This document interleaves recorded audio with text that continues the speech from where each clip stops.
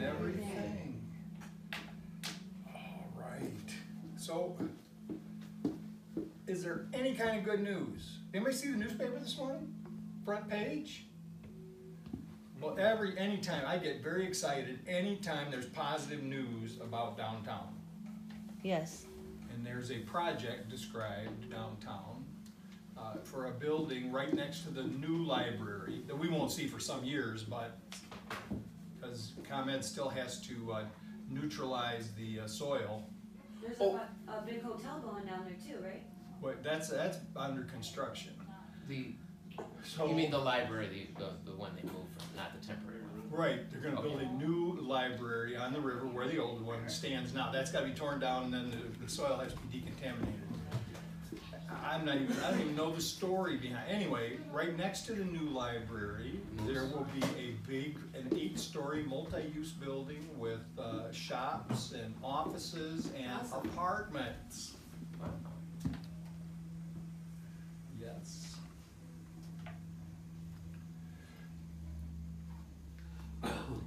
2 other boutique hotels going in downtown too. Really? One at Mulberry and Maine, the Trek building, that's Provenzano, and then another one in the old YWCA across from that new sports center. State Madison?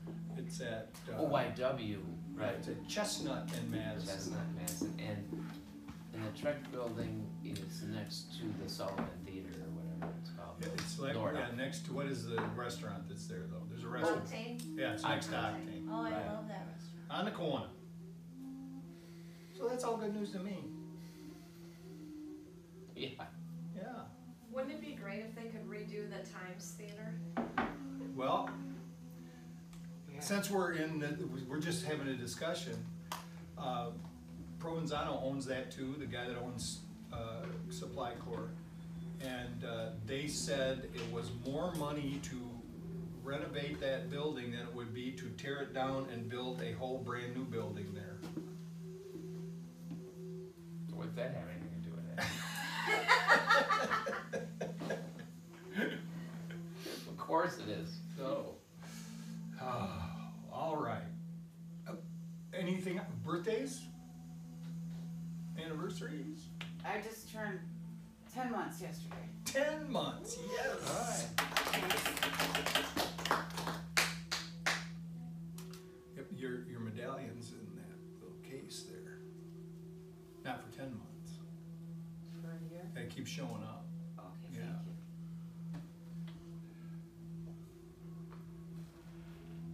you. Okay, well, anybody need to be added to the prayer list?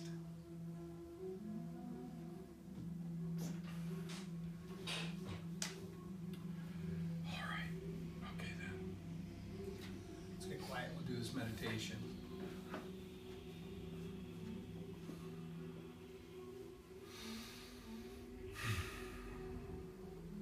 Relax, release, and let go.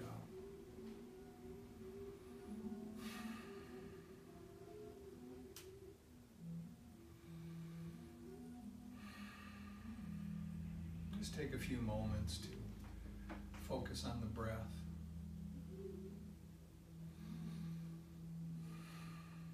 No need to try to change it unless you find it's too shallow.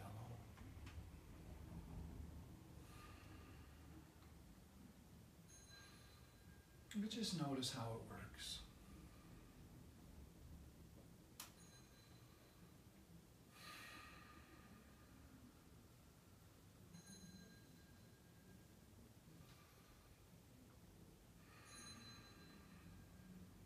There's an infilling and an outflowing.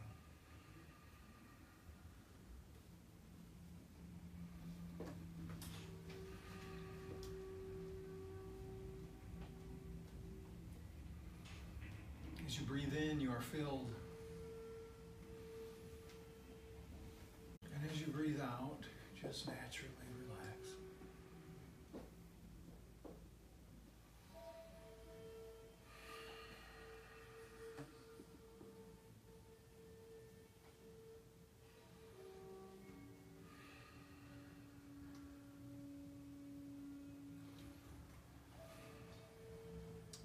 visualize yourself walking a path in the forest.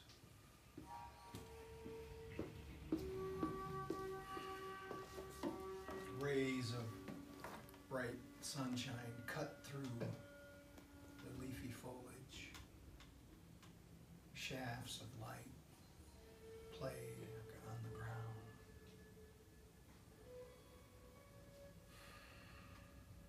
And you are breathing.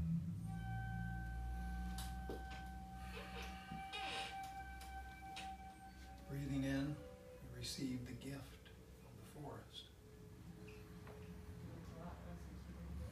And breathing out, you give a gift to the forest.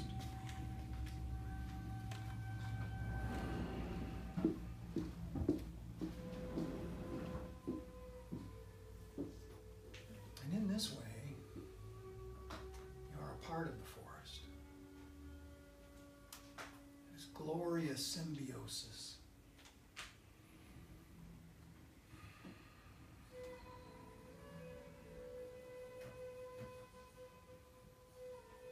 It's a cool morning. And you breathe in the coolness. And you warm it slightly as you breathe it out.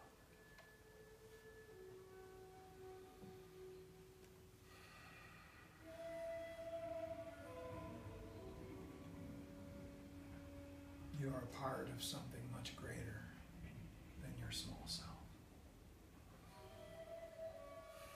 And it's here that it's proved. Whereas previously you may have been convinced that you are apart from everything. In the forest, in the cool of the morning, you become part of all that lives in the forest. And the forest becomes part of you.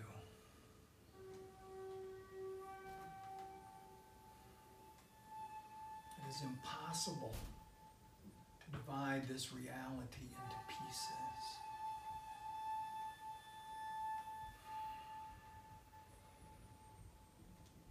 Unity is. Period. Unity is. Right now you feel that you are unified with the forest. But it's not hard to extend it out. Because you can just think about the ways that the forest is interacting with everything around it.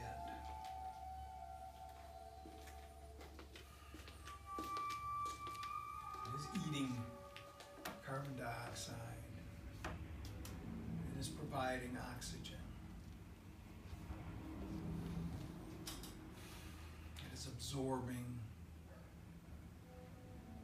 the heated earth and providing a little bit of cool down. And we are giving to it, just as the forest is giving to the world, we are giving to the forest. And we are giving to the world. We are giving to life. And life is giving to us. And later in the day when maybe we're not in the forest, back in the city, we don't see it. We don't see the unity that is always offering benefit. But we can always remember the experience in the forest.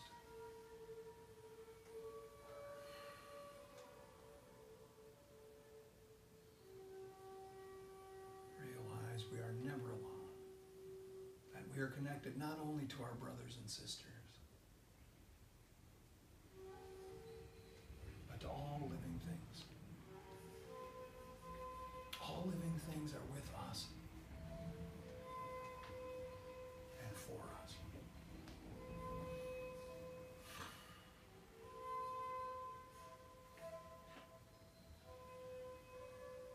We say amen and amen.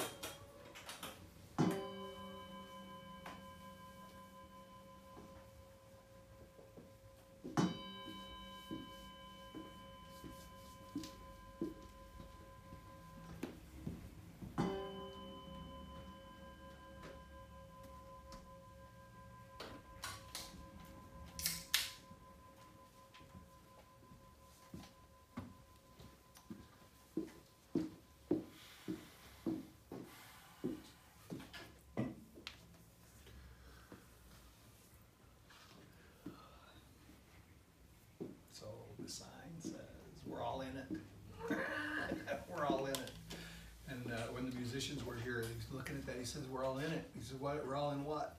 The way you go look at the other side, see it says we're all in it together, or you can think, I mean, there's a lot of ways to think about it, right? Well, a couple ways anyway. We're all in the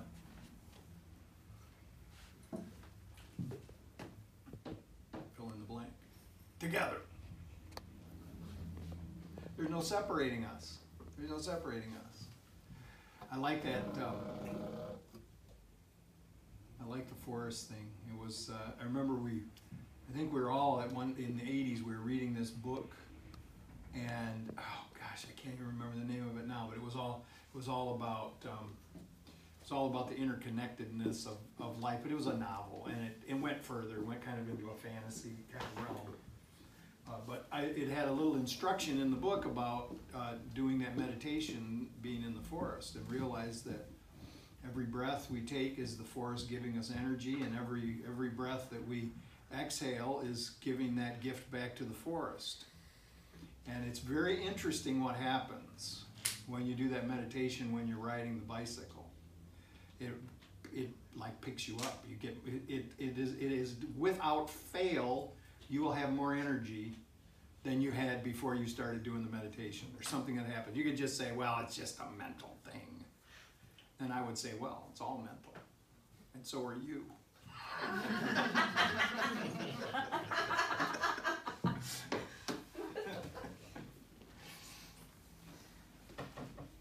We're all in it together. It's so weird though. You know, I saw a study this week and it really was alarming to me. I knew it was bad, but it was alarming when I saw it. 4.2 million people in modern day slavery around the world. 4.2 million. That's more than have ever been in slavery ever in the history of the world. Now you say, well, there's more people now than there ever have been in the history, but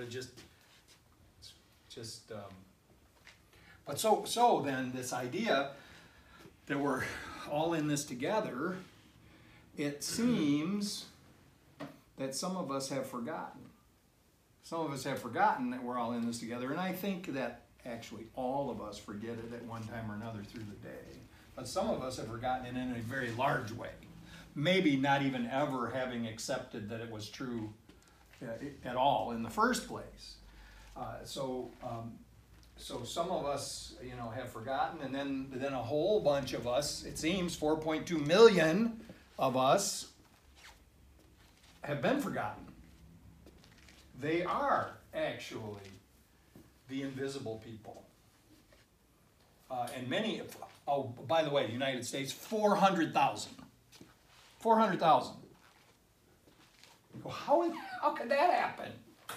How is that even possible? And when I say invisible people, I mean there are actually a whole bunch of people, and a lot of these are domestics. They're domestics and factory workers in large urban areas that are hidden in many ways. You might see them if you go to one of these sweatshops somewhere, but some of them are in people's homes, like captives. I thought when I first read it, I thought, this has got to be somebody's weird novel that they're writing. This doesn't even. Anyway, I've been assured that this is actually correct, and that it perhaps the numbers aren't exactly right. It's possible because it's very difficult to actually make this, but the possibility lies on both sides. It could actually be more. Could be less, but it could actually be more.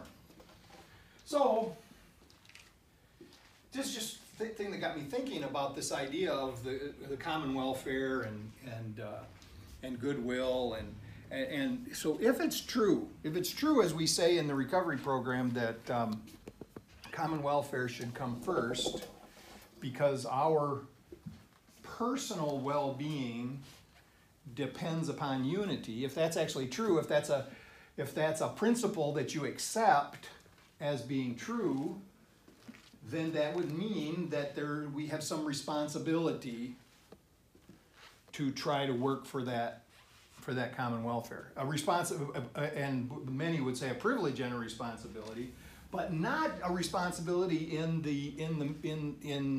with this idea that like it's work and we have to go do it, and if we don't do it, then something like there's some kind of punishment involved. There actually is a punishment involved, and it's our own well-being. But it's not somebody forcing us. It's not somebody forcing us. But the idea is that if we don't, that somehow, and we don't actually know how, but somehow, maybe in many ways, I'm giving you a problem with my moving around. You're fine, just keep cutting your head off. In many ways, we wouldn't know exactly how it's going to happen, but if we are not focused on and working toward what's best for everyone involved, then we are cheating ourselves. This is the idea. And the problem is the ego doesn't want to accept this kind of a thing because it sees the instant gratification. The ego sees the goal of the moment. It sees what's in front of it right now. Let me get this at all costs, and doesn't see or actually let us become aware of the ramifications of our actions in that moment. So we make decisions, even though if we took a second and thought about it, we would see that this next thing that we're about to do or say is going to cause a problem that is going to impact someone else. So this is what we're always. This is the challenge that we always have, because the ego speaks first. The ego wants its whatever blank first, now, yesterday. So this is where our practice comes in. Is that the only way that we can actually get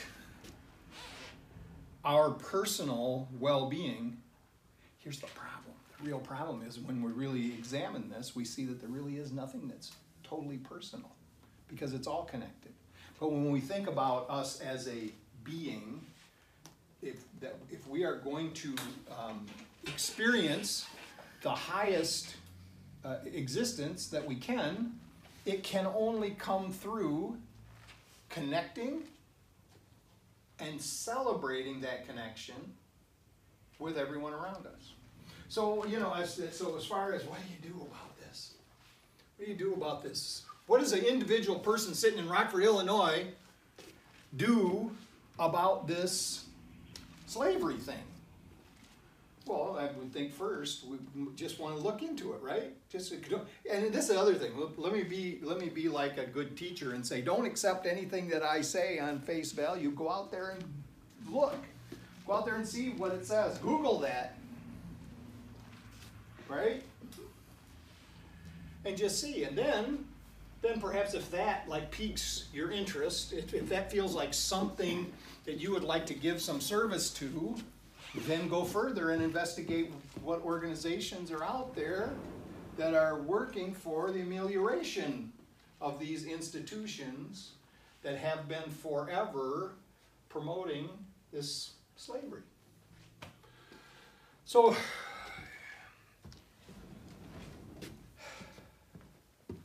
this is just one piece, and it was a piece that really got me thinking about the common welfare. How can this even be in this? And of course, you ask yourself all these kind of questions. How can it be that the education system is so unequal in different areas? How, in a free society, how does that happen? It just happens from us ignoring it. It just happens from us having it happens from people who are even people that are on a spiritual path. It happens because nobody is really working. The political will is weak, is what's going on. So then we look at the condition. And we're talking about the common welfare. We're talking about all these things that impact. Let's just say for now, let's shrink it. Let's you would say expand, but I'm not talking about the entire universe. Let's just talk about the planet for a moment.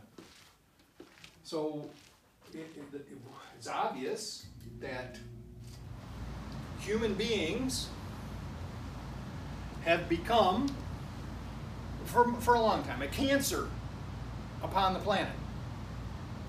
And we are eating it. We're literally eating it up like cancer cells eat up the other cells around them, right? Steals the blood supply. So this is what has happened. Does it happen? Why does that happen? Because back there in the Garden of Eden, we decided that we were separate from the rest of the planet. And we became like a cancer cell, thinking that we're separate, and we start trying to con and scheme and manipulate and steal and take everything we can for our little, we're not going to live with nature, we're going to take from, right? We're not going to, and it's just a mindset. It's all it is, a mindset. And it's what happens when we think we're separate. But so what does the individual person do? Sitting in Rockford, Illinois, on a Sunday morning in church. Think about what can we do individually first. What can we do just as a person? And that's to pay attention. You know how easy it is to get lazy and just, hey, go ahead, throw the newspaper in the regular garbage bin. What's right there? The recycling bin is overflowing. The garbage can's empty. Let me just throw that cup in there. I'll just throw that cup in the garbage can.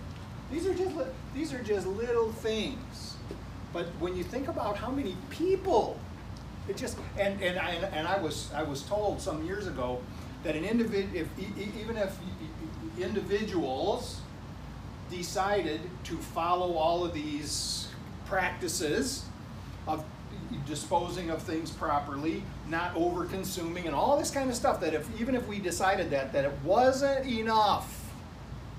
That all of that was not enough to actually stop the trend. But then, in the last paragraph of the article, they said, but if everybody started doing that, the consciousness would change enough that it would force the institutional bodies, whatever they may be, whether it's industry or whether it's government, the mindset would force a change. And that would be the change. That was enough. So then, it would seem that in this regard, taking care of the planet, that our job is to first do our part. To do our part in our own personal life. To investigate and do more. Man, this really scared me, Glenn. Yesterday, I read this article about air conditioning. This thing just turned on. I read this article about air conditioning. Not good! Not good. It's an imbalance. The cool air that's being pumped in here, it doesn't balance out. There's much more heat. So it actually is adding to the global warming pattern. So Fatima doesn't like air conditioning anyway. She'd be happy to be sitting in here in 90 degrees and humid. She'd be just fine. But I'm telling you that terrifies me. I mean, because I like me some air conditioning. Me too. And I think it's such a great thing. When it's so hot outside, you've been working out or whatever you've been doing, you open up the door and you come in and it's like, oh, that's nice. Yeah. That's nice. Well, when air conditioning started, it actually was, for normal people, the only place you could get it was in the theater, in the movie theater. It was one of the main things that made the movie industry go way up, is because people could escape the heat in the summertime and go to the movies. So anyway, we need to be thinking about this. So what do we do? Man, I don't want to give up the air conditioning. What do I do? Plant a tree. Listen, you got to plant more than one. You got to plant a bunch of trees. This is the thing. We got to plant a bunch of trees. And this is the key to this. Green rooftops. Every time you get an opportunity, if you're actually building some buildings, put some greenery up there, Danielle. All right. You got to be careful. In the new building, we were thinking about this. I told Jack, let's make the whole rooftop a green space, and have a little pad on the one corner that would be a. That'd be fabulous. Yes, except the structure cannot support all the dirt. I mean, all of this has to be re-engineered. You have to, so this, you know, you need to be thinking of, so, but listen, just talking about this, it's interesting though, isn't it? And it's kind of exciting to be thinking about this. But it can't just be a fantasy. It can't just be us thinking. We got to say, okay, so now I might be on a limited budget. I am. I'm on a more limited budget than I follow. At least you own that. So I'm going backwards. So I may not be able to do a huge amount, but I can find out, right? I know for sure that I can put the proper stuff in the proper bucket here in the kitchen. I know I can do that much. I know that I can stop, that I can just stop using styrofoam anything. I can tell the restaurants that I go to that give me carry-out boxes in styrofoam, I can tell them, you know, I really appreciate it if you guys would start using these recyclable cardboard boxes. I would really appreciate it. And you know what? Because we frequent a lot of restaurants. They know us. They might actually think about it. If you know, might actually think about it. In Seattle, when we're in Seattle, you will not go to a restaurant and somebody give you styrofoam. So the whole community can change like that, you know, and you just don't see it at all. It can happen anywhere. And the reason it happened was because people said, stop doing this, right? The straw thing. The straw thing. I never had any idea that these straws were causing so many problems to the world. I mean, I'm just like, see, you don't know either. So, I mean, I don't feel bad. It was like a month ago that I find out that these straws are like horrible. It's because they're plastic, huh? Because they're plastic, and they're. It's not just because they're plastic. They're definitely a floating danger in the ocean right now. There's like trillions of straws. So what happened when the voices are raised? Starbucks changed the design of their cup so that they don't have to give you a straw. It's got a little raised thing on it, right? I mean, they immediately, because why they do that? Because people said, "Oh, we can't do this anymore." I guarantee you, the corporate board did not just say, "Let's do this out of the goodness of our heart." It's because people spoke up. People said something. So those kind of things, and then so if this is here's the issue then, and what I'm really trying to put across here. It's not enough for me to stand up here and complain about stuff that's against the common welfare week after week, and then not to do something about it. Not to do what's in my power to do. And this does not mean I'm going to have a revolution in the streets. This doesn't mean I'm not going out there to protest. Unless Spirit guides me, you will not see me marching. My marching days are over. I used to do it. My marching days are over, probably. It could happen. It could happen. I could be sitting here and do you get a wild hair in the middle of a meditation? It could happen. It could happen, and I'd be motivated to get out there. But I need to figure it out, right? I need to figure it out, take guidance, whatever, figure out what's my part in this.